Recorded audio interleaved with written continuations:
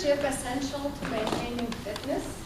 This is a question I would like to address with the power of a personal story. Growing up, I never thought of it as fitness when, with my friends and siblings, I ran through the woods playing Indians, I rode my bike, I swam in the Ottawa River, or skated on it. But somehow, once I graduated with a doctorate in dental surgery, fitness became a monster that needed to be conquered with regular visits to the local gym. For decades in Canada, I was a regular at the gym. I tried as much as I could to go 3 times a week, sweating on stationary equipment while staring at the TV screen. Doing it first thing in the morning was best because then I could spend the rest of the day feeling virtuous. Feeling fit also made me feel strong and free.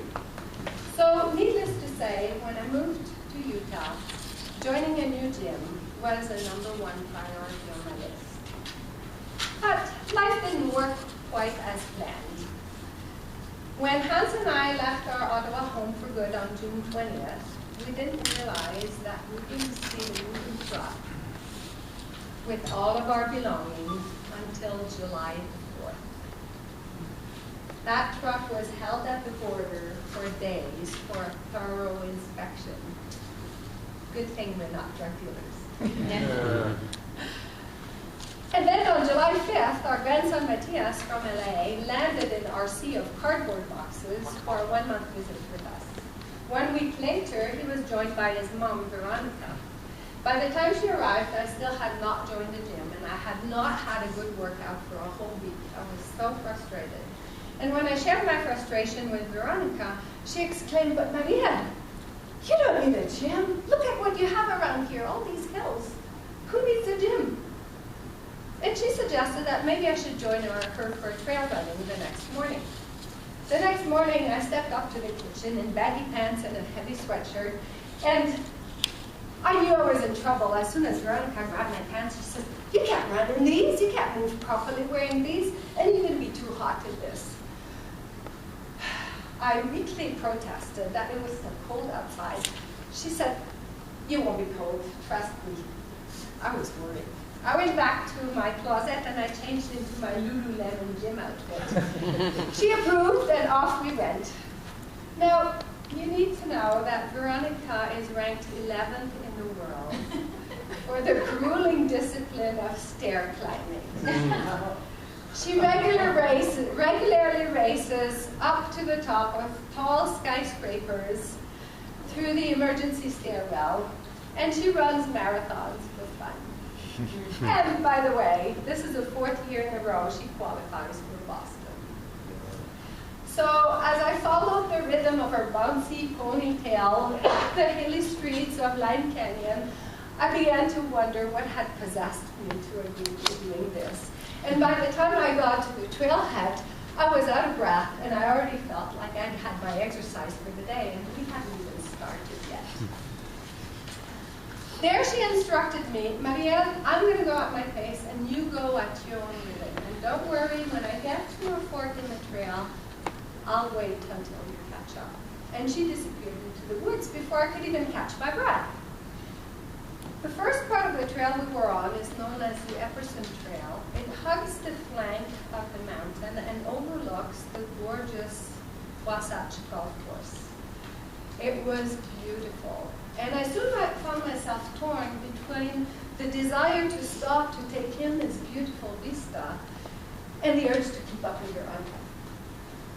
When I briefly got reunited with her at the first fork, she reminded me again that I should go at my own pace. But she added this time that I should run as much as I could and stressed the importance of pushing my limits. Well, this is what I'd been doing. But judging from the tone of her voice and her comments, I thought that maybe I wasn't quite measuring up.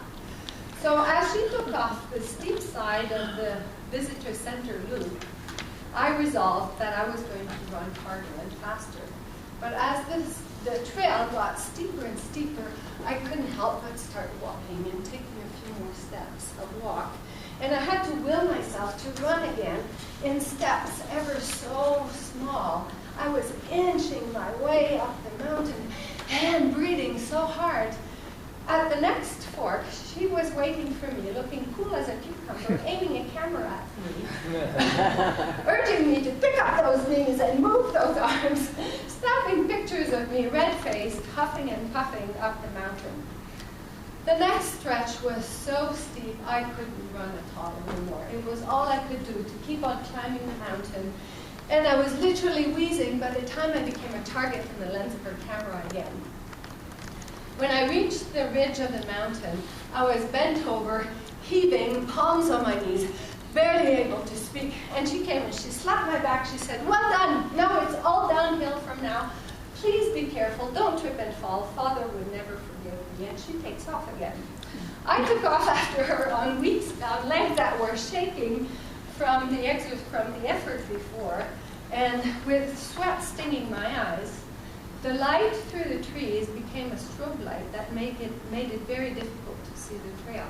I did slip and tripped a few times, but I managed not to fall.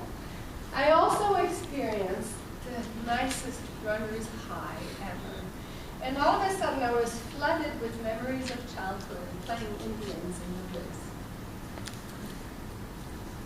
I didn't see Veronica again until the bottom of the trail. Beaming, we high-fived one another, and I thanked her for the best workout I'd had in years. We complemented the workout with some sit-ups and stretching on the top of the water reservoir that overlooks Heber Valley. So, the question is the membership to a gym essential to maintaining fitness? Now I can tell you that it no longer is necessary, for me anyways.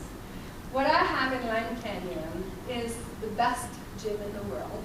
Membership is free, and I can even take my dog along, which I've been doing almost every morning since. I feel strong and free. I just don't wear the Lululemon outfit. These baggy pants and this sweatshirt work just fine. Thank you.